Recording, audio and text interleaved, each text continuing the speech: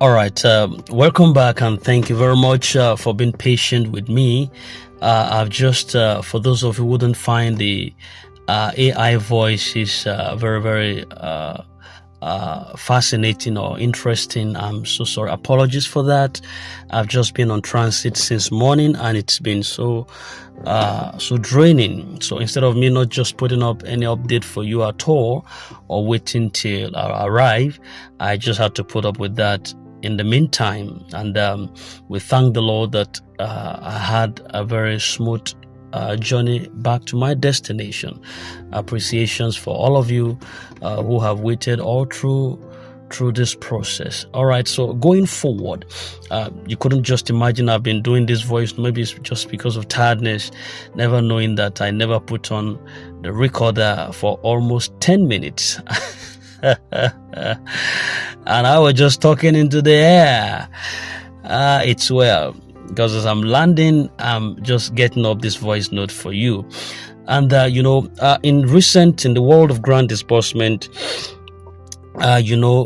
just a lot of things are going on, and as if the slot selling debate wasn't enough, another cloud of confusion has been hanging over the community, and the question of whether the International Monetary Fund officials are even in the country. Some voices have claimed that the IMF delegation is not yet in town, suggesting that certain steps in the disbursement process cannot begin until they arrive physically. But others have also strongly disputed this claim, insisting that top IMF figures have already landed and they are quietly handling some secret businesses, behind closed doors.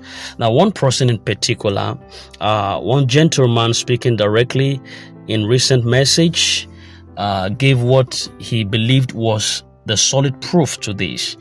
In his words, he explained that he had a brother who works with ECOWAS, and just last week, this brother of his confirmed that the IMF director was in the country. And not only that, but that the IMF director had actually visited the ECOWAS leadership in person. And to be sure, the man even asked his brother to double check today. And the response also came back very clear that the IMF director was indeed in town, and he confirmed it by name. Now, so why, he asked the question, why are people still spreading the claim that the IMF is not here? Clarifying the confusion, we know that in the world of grant disbursement updates, every word counts, and every details are weighed carefully by an audience that has been waiting for far too long. People are restless, hopes are very high, and the smallest hint of every progress kind of spreads so quickly, just as the smallest contradiction can also spark frustration. And the waiting crowd is made up of everyday people, fathers, the mothers, the students, the hustlers, the professionals who have endured months, even years of these promises. Now, against this tense backdrop, one recent clash of opinions has drawn attention and also sparked some heated controversy and debate, exposing some of the cracks in the communication flow. Which was just the last message I posted through the AI, Comrade Joe's frustration, who actually boiled and snacked at Pastor Donald Obasi Okore. While a lot of people have been grateful for consistent voices giving them updates on the process, Comrade Joe decided it was time to speak very, very bluntly. His words were actually directed at none other person than Pastor Donald, a figure who has been offering some regular insights and guidance above the grant process or concerning the grant process initiatives. Now, Joe began by first acknowledging that, yes, he appreciated Pastor Donald's update, but his appreciation quickly gave way to some stern criticisms. For Comrade Joe, there was something deeply wrong with the fact that slot selling, the practice of selling slots, that position, the slots for potential beneficiaries, that it was still being promoted while there were claims that disbursement was already happening in some sectors. And his thinking was quite simple, that if the money is already being given out, why is there still a push to sell slots? And if disbursement is truly on the way, shouldn't the focus be entirely on the release of funds to the masses rather than on a side business? You know what that means? On a side business. Now, in his view, it wasn't just unnecessary. It was so damaging. You need to listen to him speak. It was so damaging. He accused Pastor Donald of mixing business with the core agenda. In other words, turning what should be a straightforward relief process into something clouded with profit-making undertones. The people are waiting for real updates, clear, reasonable, serious updates. That was what Joe said. And you should rather stop selling slots or promoting the sale of slots. If you cannot focus on the main thing, then it's better that you stop the updates altogether. Yes, his words were heavy, which actually reflected a feeling among a lot who have grown tired of hearing anything that is not directly about the disbursement itself. So for the people following this process, you know that slot selling has always been controversial. And to some, it feels like a shortcut for those who can afford it, and leaving those without the means feeling a kind of disadvantaged. And for others, it also raises questions about whether the process is truly fair and transparent. So the frustration coming from Comrade Joe wasn't just about the ethics of selling the slots. It was about trust, the confidence that was put in the name called the pastor, you know. And in a moment like this, when information is scarce and rumors are so plenty, the only thing holding the community together right now is trust in its messengers. And once those messengers start mixing the main agenda now with a kind of promotion of slots, the public begins to wonder where their true priorities lie. And that is just the point right now. But going forward, clarifying this confusion, following this up, another voice, which was Osim's voice, also stepped in to clarify what that comrade said. According to Osim, he said that someone from the IMF had indeed arrived. But according to his own direct source, that the person who came was not the overall boss of the IMF himself or itself. Instead, it was the second in command that came, not the overall boss. So the Osim source also had even met this official one-on-one, according to what Osim claimed, confirming his identity and role. To him, this actually meant that the process was moving forward as planned, and there was no need for panic or a kind of loss of faith of whatsoever. So relax. Osim told the community to relax because all is actually going well. Now, there were two threads here with what I can depict from this entire fiasco. There were two threads, and there was one big picture. When you match these two stories together, Comrade Joe's criticisms and the IMF presence debate was a bigger picture that emerged. It's not just about whether the IMF is in town or whether slots should be sold. It's about the public perception, the trust, and the urgent need for clear, consistent, and persistent communication to the masses. Now, from Joe's perspective, the public mood is too fragile right now, very fragile for distractions.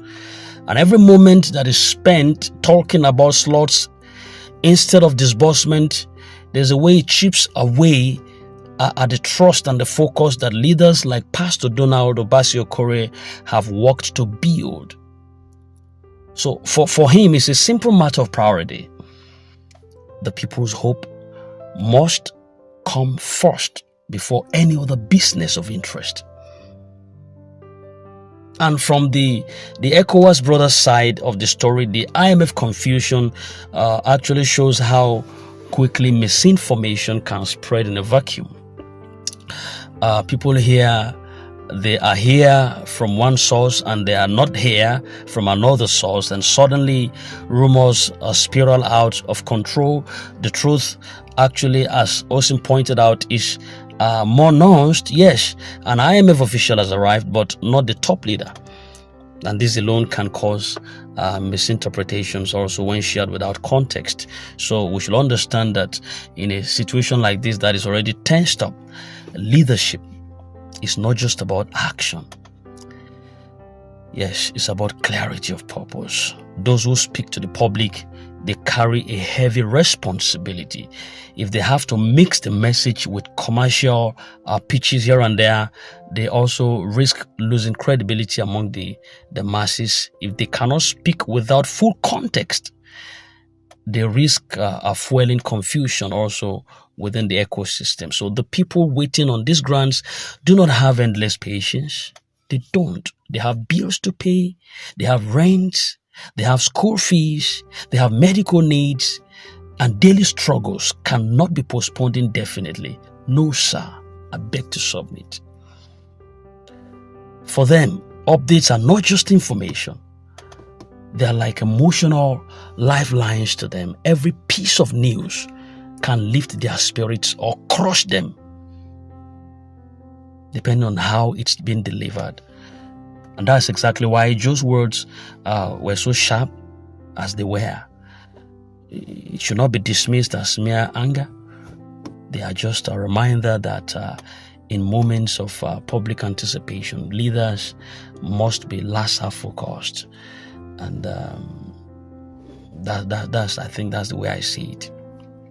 That's the way I see it. So the challenge now is for all the voices in this process, whether they are pastor's voice, they are comrade's voice, or they are informal messengers, the challenge is to align their communications together.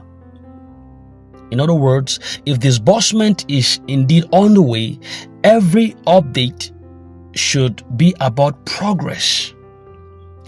Every update should be about timelines and a kind of confirmation of receipts, not about buying opportunities or internal politics that we see within the grand ecosystem today. Now, further to that, similarly on issues like the IMF's presence, a lot of messengers should aim to give the full picture of the event and not half-truths or assumptions. Saying like the IMF is here without clarification, which official has arrived, it kind of leaves room for disputes within this ecosystem. Saying the IMF is not here without acknowledging that a deputy is also present is equally misleading. So we just have information or have truth, and the truth that will be completed in some other voice notes, which supposed to be holistic just in one piece. Then people have believed this, or they had a mind on this, and another person comes out again to give another half-truths and complete in another voice note. So it's just so misleading and damaging. When the message is very clear, the people are calmer. That's what I've noticed.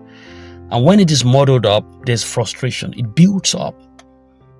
It definitely builds up. And frustration over time will turn into open criticisms like that of Comrade Joe that we saw there. So, conclusively, the grant ecosystem now sits at a crossroad. On one side is the path of unity, the path of focus, the part of transparency, and on the other is the part of mixed messages, side distractions, and a kind of eroded trust. So for Pastor Donald and others in leadership positions, the choice would define how they are remembered in this process. Will they be seen as leaders who kept their eyes on the goal, who spoke only what was necessary, and who delivered hope without strings attached? Or will they be remembered as voices that lost focus when it mattered the most? Because people are edgy. And for the public, the task is also clear. Stay informed. Cross-check every information. I know you do that. You scrutinize them. But avoid letting rumors dictate your emotions. I see that a lot. Your emotions spark into actions, and we have to control them sometimes. You know what I mean? And as Osim also clarified, sometimes the truth is more complex than it first appears. So for now, the waiting continues, but so does the watch. And as long as people like Comrade Joe and the ECOWAS connected informants keep speaking up, the conversation would remain alive, and the pressure would also remain on those with the power to finally bring this long journey to a close. This is Princess Sid. We love you. We will definitely be here to give you a live update, timely information, because we're in this together. I am your brother in good faith. I can't be your enemy. It's not possible. We are in this together. We are all stakeholders in this ecosystem. And until we get to the zenith and the crest of all of this, we will not back down. It's a promise, and it must be delivered to you and I in time when it matters most. Thank you. In case you are new, do kindly subscribe and hit the bell so you don't miss out on vital update. Apologies once again. I have just been on transit, but I'm back and better. Here for you and always for you. Have a nice night rest. Good night.